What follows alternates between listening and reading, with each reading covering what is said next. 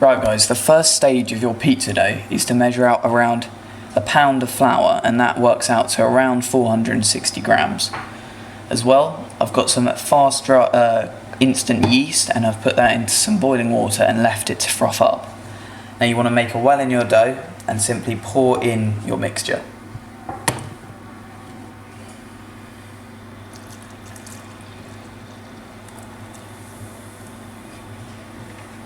Then you want to use your fork, or you're going to knead it through.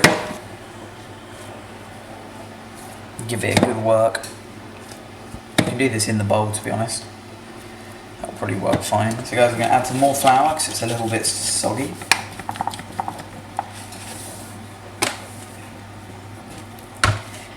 And then you're just going to want to mix that in. As you can see guys, I've turned my dough onto a nice floured surface, and now I'm just going to knead it and work it in. Right guys, I've done my dough. It's nice ball shaped, nice and firm. Now we're going to leave it and just cover it with some cling film and leave it to rise. Right guys, my dough rose for about 4 hours. You could leave it for longer. And then I kneaded it on a floured surface and then rolled them into 5 circular shapes and onto pizza trays. And now I'm going to do some toppings. Right guys, I'm going to do this, show you one of the toppings. This is actually my pizza I'm going to have for dinner.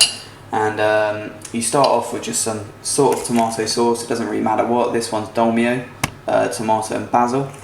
And then you just want to spread a good spoonful or so onto the base, and I like to spread it across with actually a palette knife. I find it works really nicely. Next up, I like to get a sprinkling of garlic. I use about a clove, but I'm going to reserve a little bit and put it on at the end. Next topping is a bit of onion. You can use white or red. I'm actually using white today. It's up to you, it doesn't really make a difference. Next, some chopped up mushroom. Peppers, green and yellow today. And then I'm going to add some meat.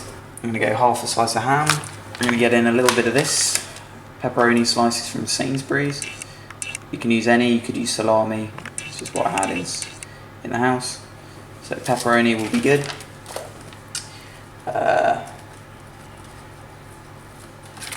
Use about 5 pieces and just tear it up. And that gives a lovely smoky paprika and sort of chili flavour. And then the last ingredient is this proper sausage chorizo.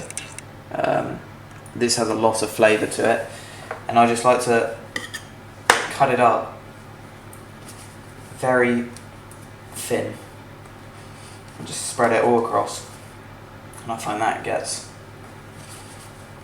a really nice bit of flavour. And yeah, just position that all around your pizza. And then my last bit is about 100 grams of mozzarella. This is one of the ones that's in water.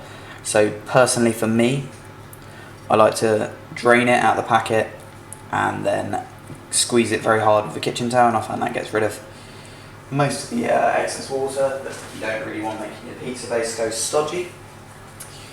You could use mozzarella and cheddar, you could use mozzarella and Gran Padano, Parmesan, Red Leicester even if you're going for like a cheese feast. It's completely up to you. This is just a bit of mozzarella. You could use buffalo mozzarella if you've got access to it, but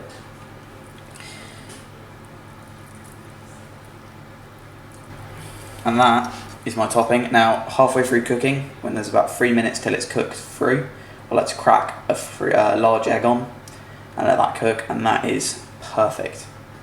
That will need to go in the oven as hot as you can get it, as is 220, and then basically cook it for around 10 minutes or until you slide your spatula under and you can feel the bottom is firm.